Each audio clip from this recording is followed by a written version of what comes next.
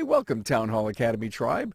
Carm Capriato here. Now, if you're new to my channel, please click on the subscribe button, then on the bell to be notified when we release great new content that you can use. And every video is released as a podcast that you can listen to mobile. Just go to remarkableresults.biz/subscribe. Enjoy the Aftermarket's original and only single subject weekly forum, the Town Hall Academy. Enjoy.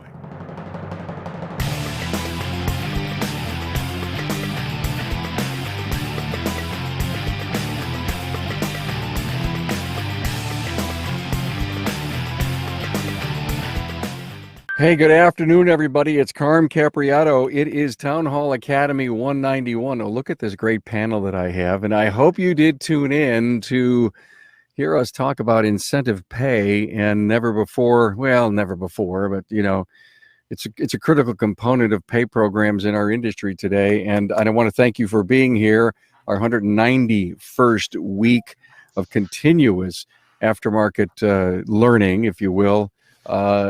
It's a single subject forum, and we do it here every week. Want to give a high five to the people that help make this absolute show possible.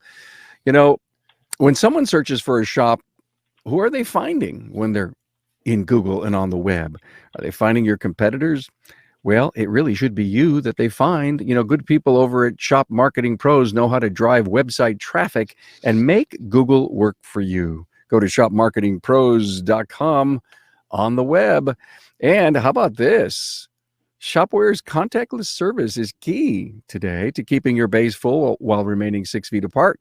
Shopware's completely digital workflow will wow your customers and keep profits up. Tara from Topels, she says, thank God for the amazing cloud-based software during this difficult time. She can't imagine life without it. Book a demo at getshopware.com/carm. Well, guys, thanks for being here. Who do I have? Seth Thorson. Everyone knows you, Seth. I mean, you're a important guy, a big influencer in our industry, from EuroTech Auto Service, New Brighton, Minnesota, and LMV Bavarian. If you worked on a BMW and you ever needed help, you probably went to LMV Bavarian. I can't say that ever. Really, I can't. Tongue twister. BMW support company, and congrats on you just put a shovel in the ground for a brand new place, right? Yep, that'll be our third location. So our third location will open in June. Brand new too. When it's open, you know, I do the show every Tuesday, aftermarketweekly.com, and we do a shop tour. We would love to be able to have a grand opening tour. Yeah. Well, I almost did the podcast from out there today. In a private garage we're going to be servicing out there, but there's a LaFerrari and a whole bunch of other cars in that garage. I almost did the podcast from there as a background. That would be so cool. By the way, next Tuesday I'm doing my first live show for aftermarketweekly.com, a friend's place about 20 miles away, and I'm going to actually be from one of his bays, actually a standalone garage that he works on classic cars. I have no idea what's going to be in there, but there was an old Chevelle in there when I stopped out to see him last week. So cool, Seth. Thank you very much. Bryan Kelley is with us, Valley Auto Electric, Covington, Washington. How you doing, Bryan? Hey, doing well. Thanks for having me, Carm. Thanks, man. Hey, ASA, very important to you in your life. Last time I knew that you were chairman. What are you doing now for ASA Northwest? Still chair. Still chair. Yep, chairman for ASA Northwest. Congratulations. Thank you so much. Appreciate that. And Bill Haas is with us from Haas Performance Consulting, and also the business manager of NACAT, the North American Automotive Teachers group. Bill, thanks for being here. Thanks for having me. Incentives, guys. Here's what I hope we cover. Having your people have an owner mentality, accountability to your strategic plans, a motivated team, rewarding behaviors, and everyone shares when milestones and goals are made. Also, what about training incentive, ASE incentive? What about hours produced? And how about service advisor call conversions? And again, I know those may be certain particular goals, but I don't think it's bad if we look for incentive pay around that. And I think the whole thing is about having an owner mentality. Hey, thanks for being on my team. I want you to make decisions like I do, and also I want to reward you for making them. So, Bill, I want to go to you with the first question. Never be afraid, you told me, to pay an employee what they think they're worth.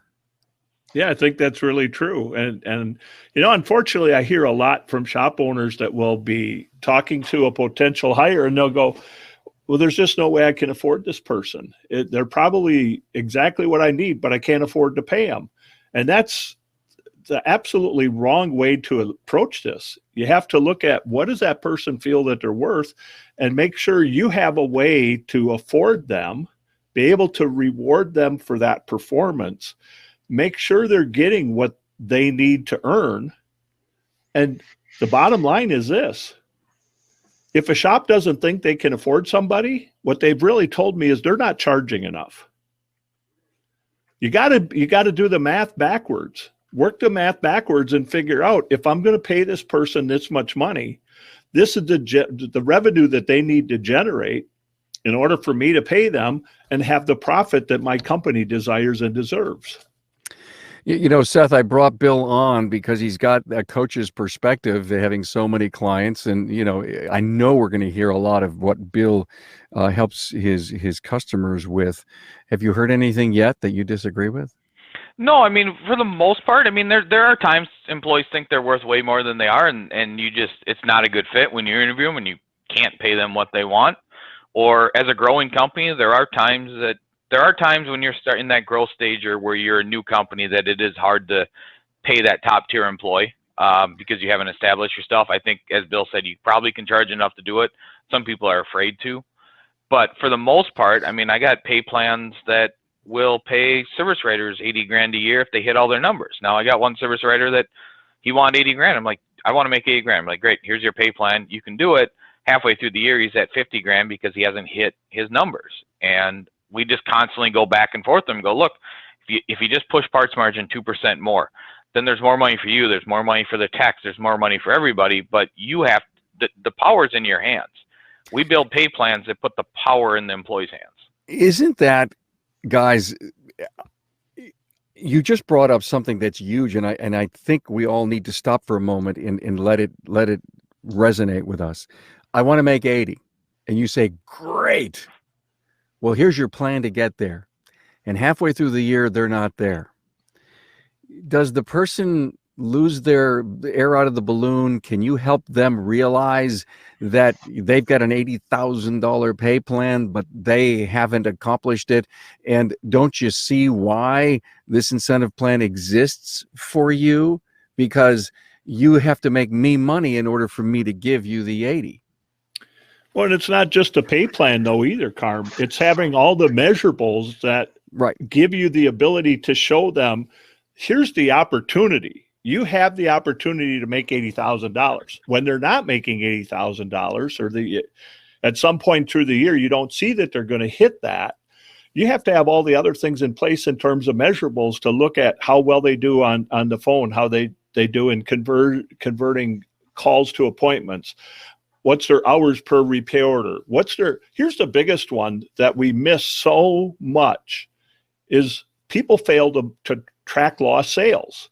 And until you start to track lost sales, you'll never understand what the real potential is in this store.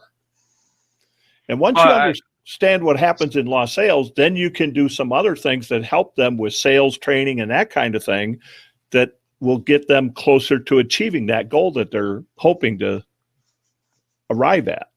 I would say, Bill, though, with lost sales, one of the things we fail to do, we fail to track lost sales as the most part, but we track it. But one thing we fail to do is track average written repair order per technician. I want to know how much my technician's writing up. My technician's not doing a thorough, proper inspection. I'm not even giving my sales guy a chance. That's correct. So that's why we have to have all those measurables. We can't point to just one thing, right? We have to have all those things in place, and they all got to be tied together. And so I'm listening to everything I hear here, and I take incentivized pay, I guess, from even a little bit different angle, and I look at it as, what is it we're trying to motivate from our employees? I've heard us all talk about cash, and we've talked about money. We've talked about $80,000. We've talked about paying them what they're worth. Now, I think in any business scenario, they should be getting paid what they're worth. Now, in order to do that, there may be certain obstacles that they have to overcome. There may be certain things that they have to do.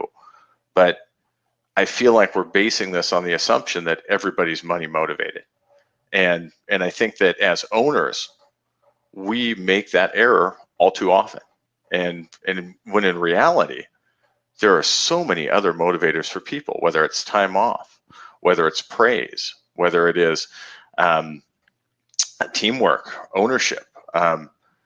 Those are true motivators. The dollars in many cases get them there. And if all we focus on is that, we're losing the second half. And really we're robbing in many ways from where these employees are, and we're doing nothing more than dangling a stick and a carrot in front of them. And I think that that's why so many employees leave.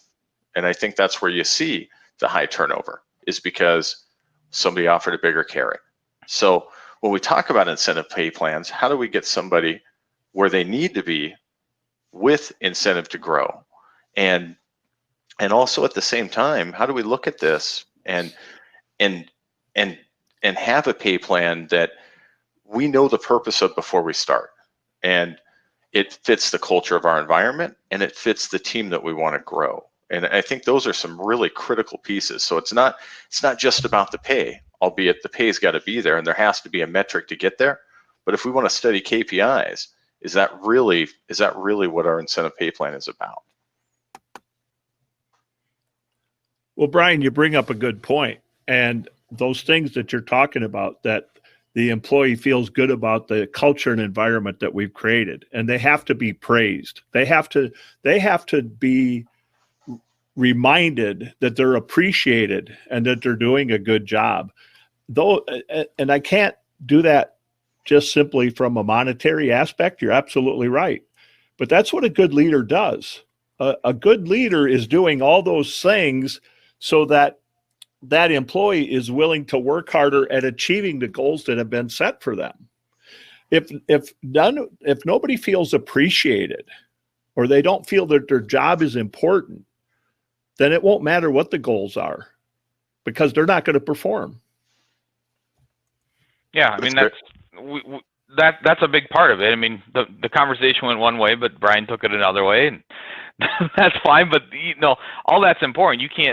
The culture needs to be there before the pay plan to some degree. I'm notorious for beating guys up in other groups about vacation time in industry is atrociously bad, and we lose a lot of people due to that. So I mean, we give guys 2 weeks up front, and I got some guys with 4 weeks vacation time. So I mean, we have a whole bunch of challenges in the industry from a benefit side that we don't provide. So there's a whole different topic of, I guess, Carm, which way are we taking this? Are we taking this in culture? Are we taking this? It was incentive pay plans. Are we taking this culture? Are we taking this pay plans? The answer is yes. Now, guys, they're both a part of it. Yeah, thanks for Brian for dropping that in, because I think it's a critical discussion. Why? Bill mentions leadership. Brian says it's really up to that one-on-one, and I look at it as a blended program. You could literally sit down with your person knowing the affordability factor of performance, but you also want to say, hey, like Seth said, this guy wants the 3-week vacation program. The thing that I worry about is that listen, I got to have 4 weeks off. Here are the reasons. But you normally have a 14 to 16 day PTO program, personal time off, in your company. Can you really have programs that are different per team member? Depends on your state. In some states you can't. Management can be different than hourly, but there are some very laws. There's ways around things, but you have to be careful. You have to be very careful. You better understand the rules for where you conduct your business. But that whole thing about vacation, and I think that's an important one, because here's what you're seeing a lot today is there's a lot of stores that need to hire people. The demand is huge. And so the people that you're finding today that you really want to hire have been somewhere else for an extended period of time, and they have a pretty good benefits package. They're not going to make that change. They're not going to move to your company unless that benefit package is comparable. And we're fighting this all the time. And, I've got shops that are saying to me, oh man, the guy's got 3 weeks vacation. There's no way I could give him 3 weeks vacation. Sure you can. Well, that's the wrong answer. The answer is, let's figure out how we're going to give them 3 weeks vacation. Well, if you give them what they want, they're going to be happy and they're going to want to work for you. And I think that's a critical piece. And, we mentioned different pay for similar positions. And, I know in Washington State, I know you can definitely do that. So if you have an incentivized plan for one person, it can be different than somebody else, can be different than somebody else. Is it like that in all 50 states? I doubt it. But tailoring each plan to each person, I think is critical. Not everybody wants the same thing. Oh. And how do you incentivize the entirety of a team with the same incentivization? And I think that's the critical piece. So the key here is you need to know your state. And if my state says I can't have any, oh God, what's the word? When you get this, you can't differentiate. Differentiate. Thank you. When you get as old as me, all of a sudden the word is there, but the mouth doesn't seem to want to say it. And discriminatory. That's the word I was looking for. Okay. And then here's our vacation plan for the entire team. If you're hiring a person, you say, I can't do 4 weeks, but I can do 3, and you could earn up to 3. And you can say, you don't have to be here all these years in order to earn 3. I'm going to give them to you. That's fine. But you need to come up with the list of what's really important that's non-compensation for my people, and how can I make all of that work in a package, and then tie the compensation incentives, which we need to talk about. I've talked, in fact, I recently did some work on the invisible paycheck. So many team members don't even know what we really pay. And what the value of vacations are, and all the unemployment taxes and all the FICA that we pay. And frankly, it's not like you're forcing, you need to see, no, this is what it really takes to run a business and to pay our people. And I think an invisible paycheck, no matter if you're contributing to a 401k, it needs to be reminded of our people. It's on our employee portal that we have actually shows an employee's total compensation package with their 401k, medical, and dental. And that's where they log in to make all their benefits and time off requests and everything like that. And it's actually a pie chart that shows them total compensation package right in front of their face every time they log in. Well, and they have to have that, because if they're ever going to think about leaving, or thinking that, there's another job, the grass is greener over here, they better be looking at all of that than just a single number of $25 an hour versus $26 an hour. They need to have all that information that you're talking about, Seth. But I want to back up for a second on the vacation thing. So there's another way to solve this problem. If I can't give somebody 3 weeks vacation because it's policy and there's some regulations that prevent it, what I'm going to do is I'm going to find a way to pay this person enough money that they can take a week off without pay. That's what that was going to be my response. That's how you do it. You make sure the pay is commensurate with that extra week. Absolutely. And maybe you hold it back until that extra week, and they get paid that, and it's a separate account. But there's nothing wrong with that. And that's working with the individuals to build a team. And I think so many times as owners, we lock ourselves in a box. And we assume that we can't do X, or we can only do Y, and then we go out and search for that silver bullet to fix whatever problem we have around. And so often these incentivized pay plans become that silver bullet. And I think that's where we have to be careful. I love it, silver bullet. I was thinking silver idea. And when you're forced to, I got to hire this guy and he needs an extra week of vacation, and you force yourself to break that box, to jump outside of it, I guarantee you, if you've found even a potential internal candidate someday to buy your business, you'll do anything you can within the scope of the law, within the fairness and non-discriminatory for your team. You'll figure it out. I mean, that's the beautiful example of a creative idea. Just make the pay work so they can take a week without pay. I hate silver bullets unless there's a vampire running up against me. That's Other right. than that, Exactly. other than that, I hate those things. You got it. Silver idea. A silver idea. Wow, guys, thank you so much. You know, if I sprinkle in, training hour incentives, ASE incentives, hours produced, my point to, we kind of got off on a tangent, but let's try to bring some how stuff to our listener. And what about, when we're talking about incentives or things that we add, and I think one of those things that is critical too, and when we do it here, is we provide a tool stipend for the employees. How do you add that into an incentive package as well? Because now you have a mutually beneficial. I provide the tool boxes. I take it. Yeah. Yeah, we have all built-in boxes. Yeah, it's amazing. I can't imagine what that new shop's going to look like with all of your creative ideas.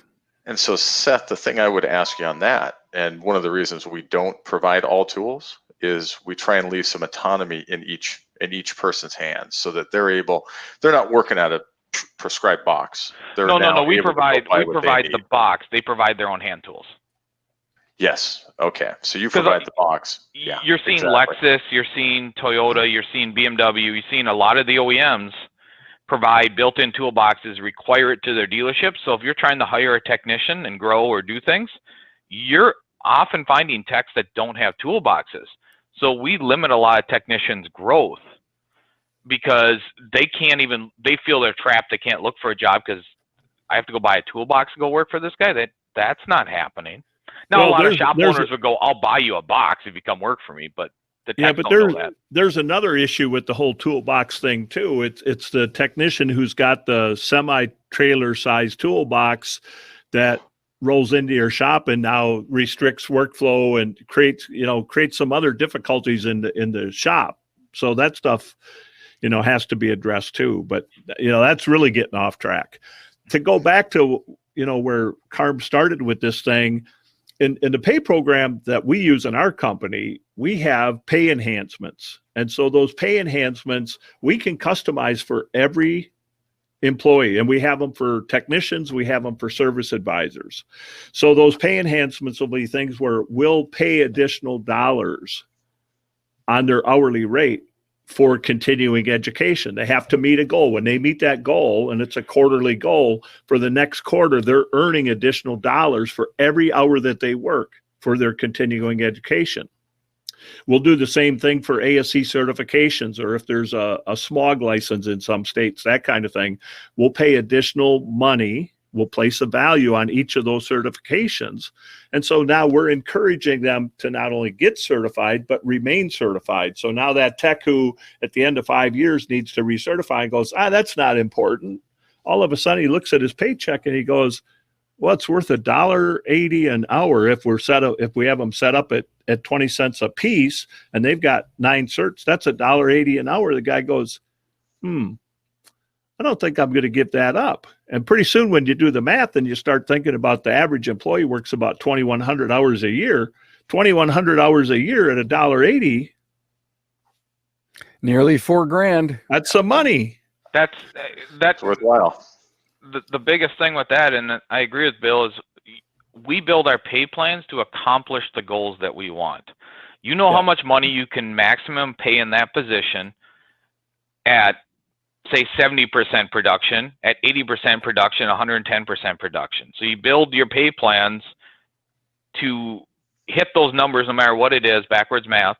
Yep. And then you need to build your incentives to accomplish what you want. If you believe in ASEs, then you build your pay plan to make sure that they maintain those ASEs. If you believe in training, you build your pay plan to reward that training. So the pay plans are built to make sure that you hit those goals.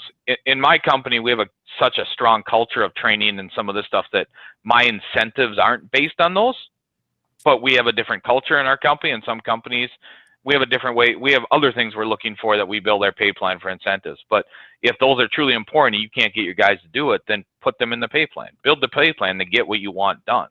Yeah. I think it's critical to remember whatever you focus on in the pay plan, they're going to value. Whatever you don't focus on, there's a real good chance they won't value it. And it doesn't matter if that's at the technician level or the service advisor level. They have to, exactly like you said, Seth, you're going to tie some things into culture, and that's going to be just prevalent all the way through your business, where other things you're going to tie into pay plan. But it's critical to understand what you're tying in and what it is they're not going to, what it is they're not going to be incentivized on, because sometimes that's more important than what they're incentivized on. Yeah.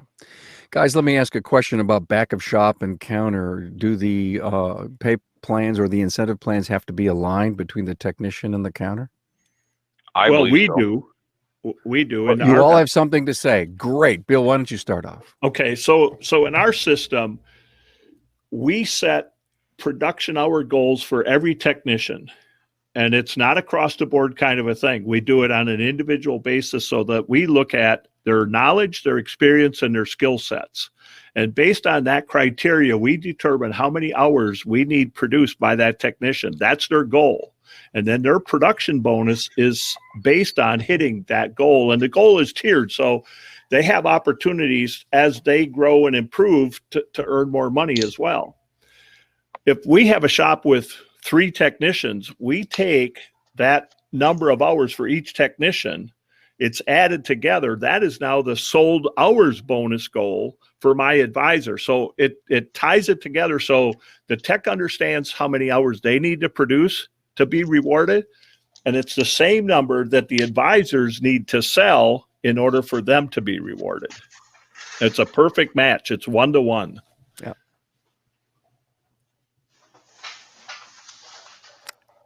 There's a push and pull from the front and the back that we try to set our pay plans up for, but our back pay plans are set on an hourly with incentive for production. I believe that pure flat rate is dead really fast with these upcoming cars and everything, and so ours is an hourly with an incentive on top of that for production. But yes, our pay plans are a push and pull from the advisor to the front. And so we want our service advisor to be pushing sales. We want our technicians to be pushing proper inspections. We look at average repair order written by the techs. That number tells me whether a tech is slacking on their inspections. Because if I have a service writer that sells 40%, which in my shop is what we're looking for a writer, and our tech is only writing up $1,000 a ticket, our ARO is going to drop. If our tech's writing up to $300 to $30, we average about $2,600 to $3,100 average written per ticket. Our service writer sells 40% of that. That keeps our $1,000 to $1,200 ARO in my shop. So we know where our numbers need to be. We know where our sales need to be. So if I see a sales number drop, I'm not immediately going to the salesman with their pay plan saying, you screwed up. I'm looking at, is it my technician's not giving them the right opportunity? So, and we hold them both accountable to that with their pay plans. Yeah. Brian, you got a perspective on that? Yeah, and I hold probably a slightly different view, and I saw the flat rate is dead, and I see that a lot from people, and I believe flat rate with bad culture is dead. I believe flat rate with good culture and incentives to get it done, I believe it's alive and well, and that is as long as you can predict and I guess one of the things I should back up a hair before I say that, and just talk about how you delegate work and how you systematize the workflow in itself if you're going to run a flat rate shop. Because I can't tell you how many times I'll hear people talk about how terrible flat rate is. And again, I see that undercurrent here. And I would say it's extremely terrible when you treat it as a stick and a carrot. When you emphasize back flags, when you overemphasize back flags, and there is no push to get things through and still sold and done. In that regard, yeah, it's a dead animal. But if you have the right culture around it, you have work delegated in a way that's appropriate, you sell inspections correctly, you sell diagnostic correctly, and you sell repair it correctly, there really isn't an issue there. And you're a flat rate shop? Absolutely, yeah. And I think to be a flat rate shop, you have to sell it correctly, and you can't.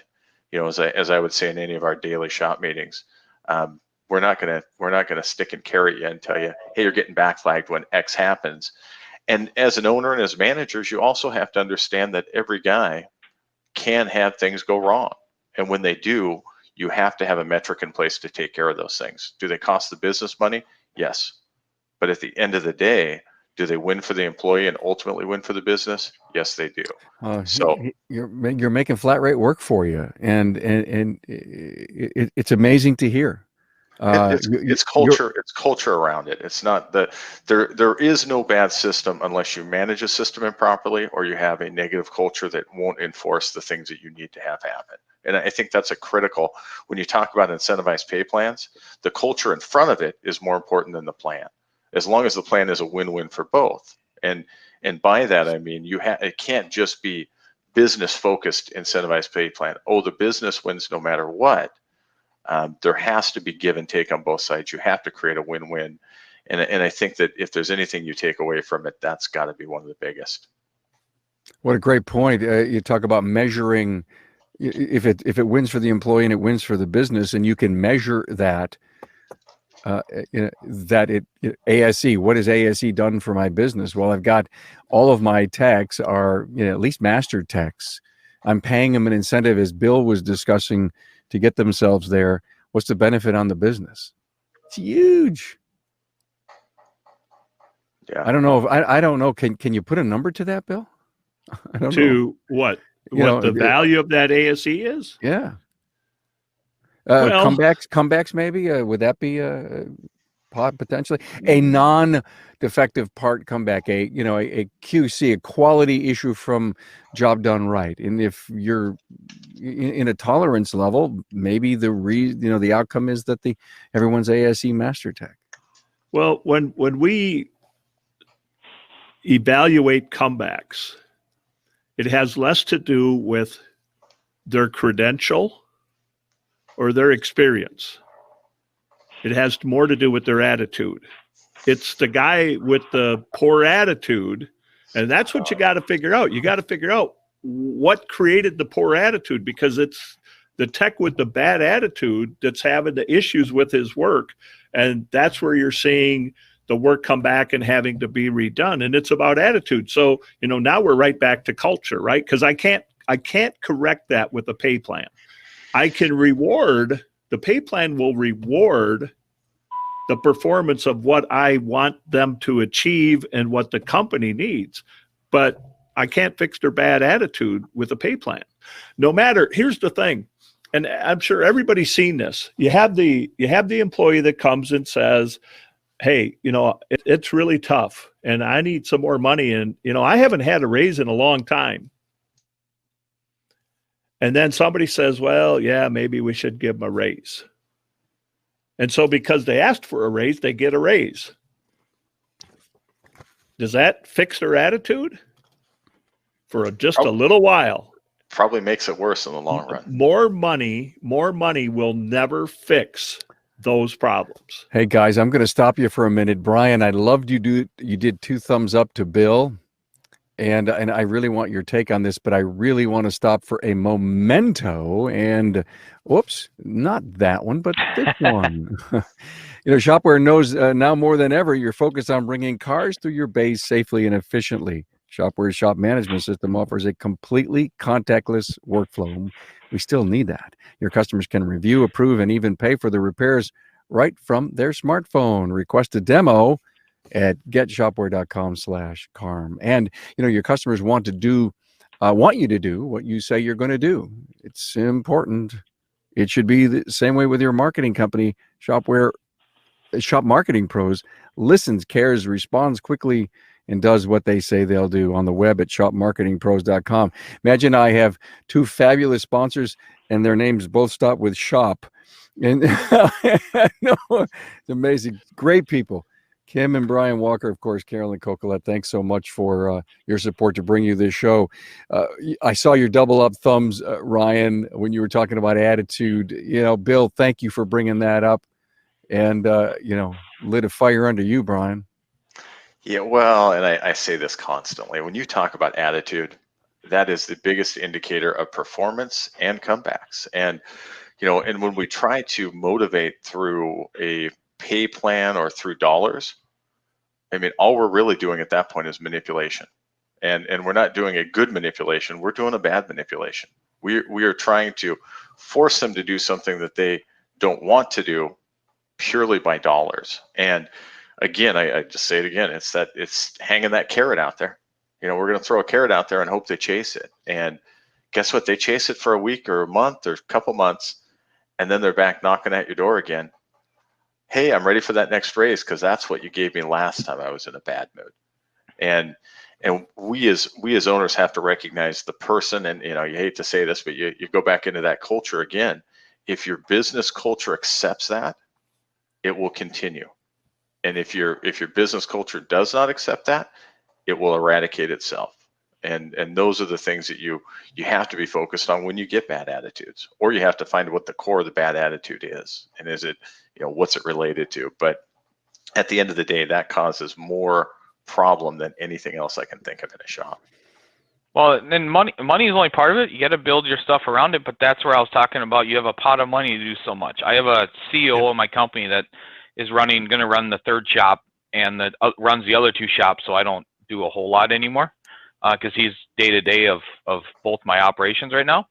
But his big thing, and from knowing him, he wants to drive a nice car. So he gets a $399 a month car allowance to lease, buy whatever nice car he wants, along with an expense account of so many dollars per year for maintenance and repairs at retail rates in the company.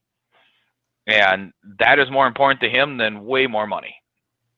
And, those are the things you need to look at. Being he's a full executive, you can have a different executive compensation in my state, so it meets all the rules and laws and regulations that are set forth by the great state of Minnesota. And so we can do anything we need on that front. But there are so many different ways to help employees, and you got to know what they want.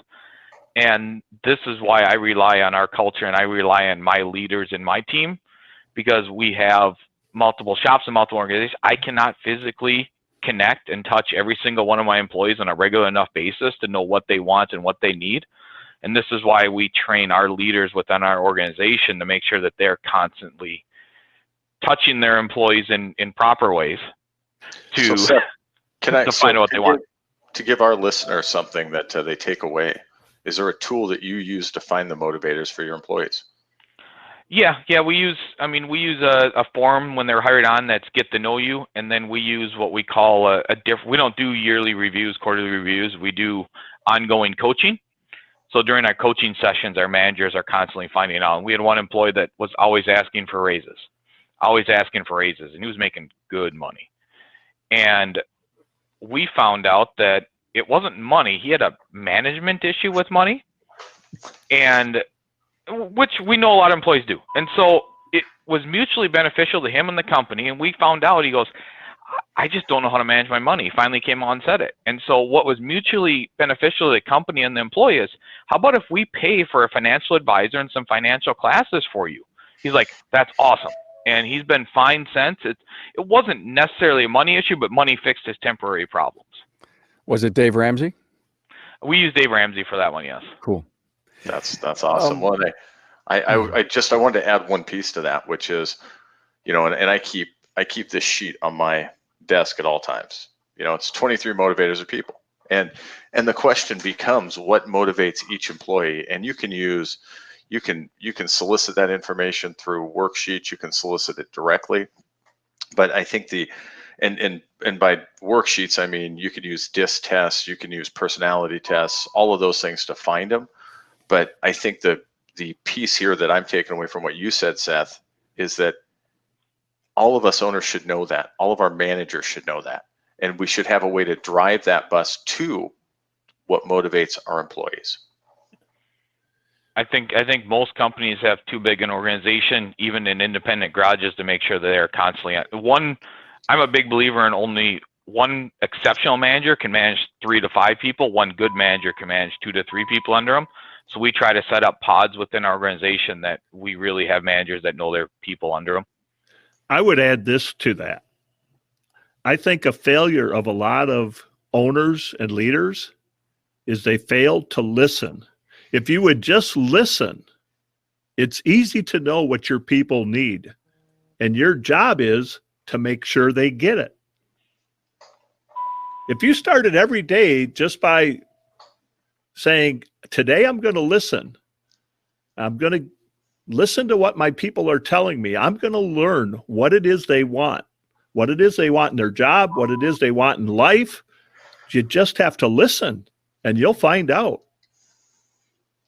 Then make sure they get it. I love your concept and idea, Bill. By the way, Bill Hill says with all the different personalities, there's no one pay plan, just the basics. Then we work what's unimportant to them. I think one of the biggest takeaways here is creativity in need. What can we do to solve our problems? There was a question here about diagnostics. Look at this. There was a comment from Mike Nicholson.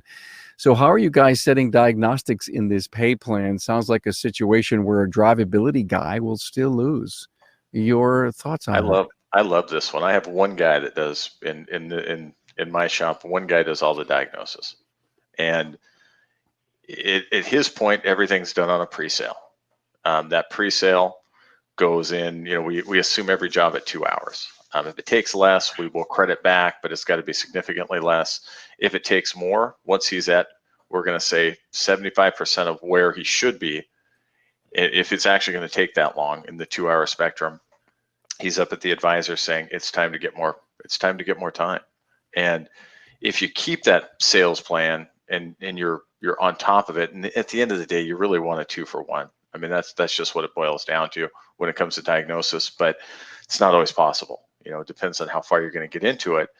And if you upfront sell it and you continue to let that customer know, here's where we are, here's what we need, and then you bring it back to your technician, that's how you prevent the loss. But you have to be full disclosure with that customer before you even start.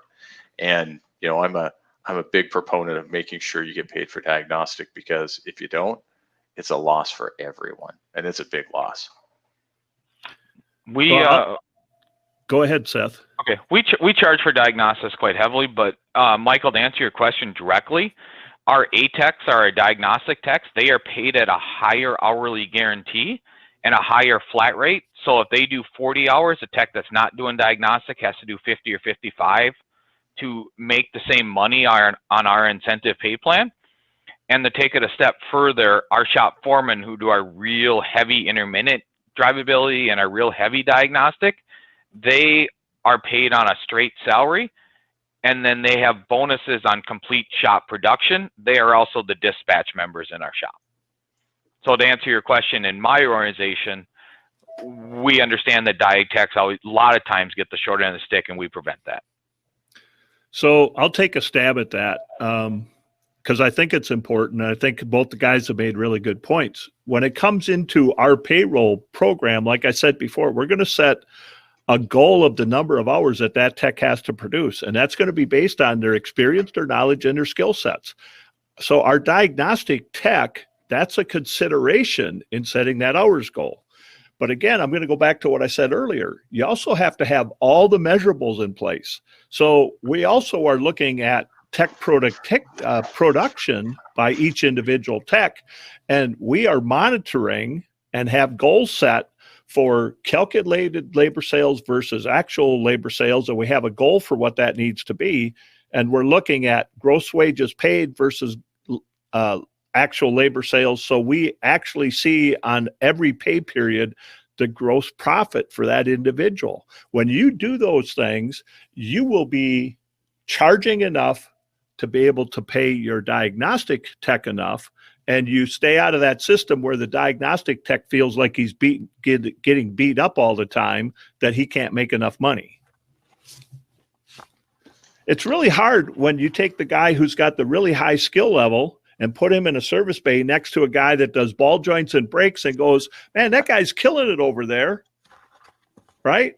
That's what you always fight. That's the constant. Our A-techs know that the B-techs, we flat out tell them the B-techs have to produce way more based on the two pay plans. Absolutely. And we tell them.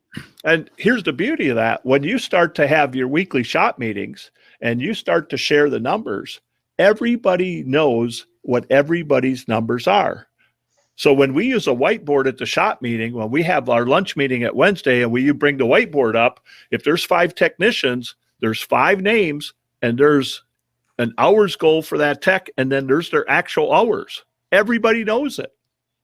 And it also helps people understand that somebody else is struggling. Let me help them. And it really encourages teamwork. Because you talked a lot about metrics and how you get to that number. And, one thing I would say, and I think it's easy for sometimes us as owners to make this mistake, is that we'll overcomplicate it for the employee. And I think it's critical that you keep it simple on their end. Now, that doesn't mean it's simple on yours to figure out how it fits in that gross profit percentage, but it is so critical that you don't give them the same form. If you're using 18 different metrics to figure it out, you're always welcome to show that to them, because there's no reason they shouldn't know it. But if they have to look at that to figure it out, it is a recipe for disaster. And right. And I just point that out because the more simple you keep it, the better it works, because everybody knows, and there's no trust barrier that gets broken. If they have to go back and use an 18 layers to get to that number, all of a sudden they don't trust you anymore. Well, why is it so hard to figure that out? It doesn't mean that you as an owner shouldn't self-check it that way and understand it, but when it gets to the employee side, it should be basic addition or basic multiplication. That's it, end of story. And otherwise they'll just get lost. Well, you're right. And the point is, when you do these things, it's supported by the math. All of this is nothing but a big math problem.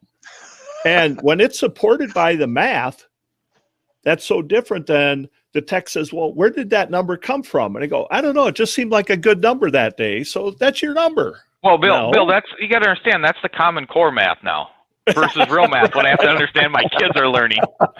I question whether I even understand math after trying to help my kids with this learning homework.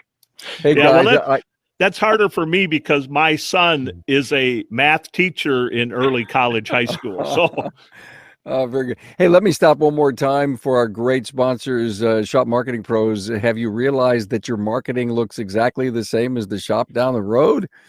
Ooh, that's not good. Your shop is different, and it deserves marketing that is as unique as your shop is. Let Shop Marketing Pros show your community that you're different on the web at shopmarketingpros.com. Shopware wants to remind you to stop spending time chasing customers. Shopware's leading shop management system is helping shops just like yours generate more profit per ticket with less time on the phone.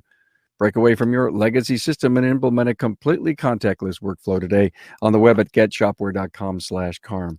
Hey guys, wow. I really do believe that if I didn't stop and we just kept going on, we could talk about this for another 2 hours.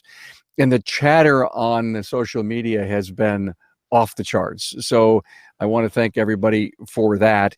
It may be beneficial that we come back and do some kind of part 2 in the future, and see what else we can come up with. A lot of great ideas. I don't think there's any one answer. I think it's shop dependent, it's profit dependent, it's hourly, it's incentive. But you know what? I think we threw an awful lot of great stuff out to motivate people to do something about it. I mean, that's what we do here on Town Hall Academy. We throw a lot of great ideas. I'd love for you to all, give us a final perspective or word on everything that you've heard, or at least maybe even restate your passion. So, Brian, I'll start with you. I'll go to Seth next, and then Bill. How about that?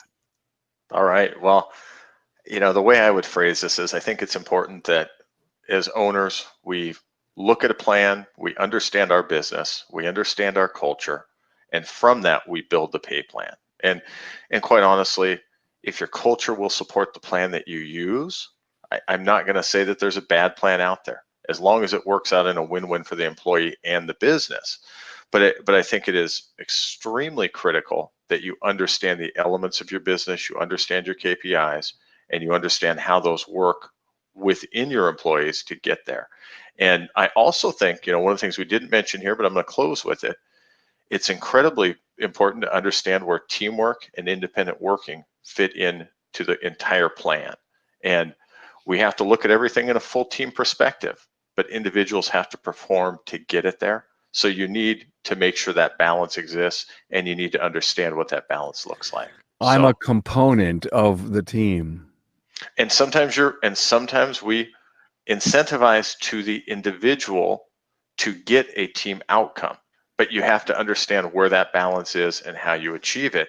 And we didn't get into that, but I think that's just one more component of this. And there's my 2 cents. He just bought into part 2 right there. Bryan Kelley, Valley Auto Electric, Covington, Washington, Chairman, ASA Northwest. Thanks for being here, Bryan. Seth, how about you, man? I'll tie it in the Bryan stuff too. I agree. I mean, our pay plans, you need to build it for your business, but you need to build it for the employee. But you have to understand what the employee's wants and needs and criteria is, and that's a moving target. That's why we go ongoing coaching. It changes. It'll change a year later. The employee will be a different person. He has a family, he has a kid. He wants something different. That target moves. And I'll leave it with the last thing about, I truly believe in a team pay plan. We build 70 to 80% of their compensation on individual and the other 20 to 30% on the team goal. And some of our team goals are even company outings or all sorts of other fun cultural things. But you have to tie it back together, or it's one, there's no I in team unless you put it between the E, as people argue, but doesn't fit. Yeah, I think it would be a blast working for either Bryan or Seth, just because there's so much going on and the cultures are so strong. Thank you, Seth Thorson, EuroTech Auto Service, New Brighton, Minnesota, and LMV Bavarian. You got it. Did you see how purposeful I had to move my mouth to get that out? BMW Tech Support Company. Thank you so much, Seth. Bill, I'll give you the last word. Well, and I'll make it short. I think I can summarize it. The best pay plans work for the best employees. Make sure that you have the right people there that bring the right talent to your team, because team is critically important. Reward them for their performance. Everybody wins. Wow. Well, that was perfect. Thank you. That was, very profound. Thank you. Bill Haas, Haas Performance Consulting and Business Manager at NACAT. Listen, this was wonderful. Every Town Hall Academy always goes beyond my expectations, and it really was. I have to pat myself on the back. I picked a great panel. And no, actually, you all said yes. So that's how it all worked out. We all agree. Yeah. You picked a great Yeah, panel. great.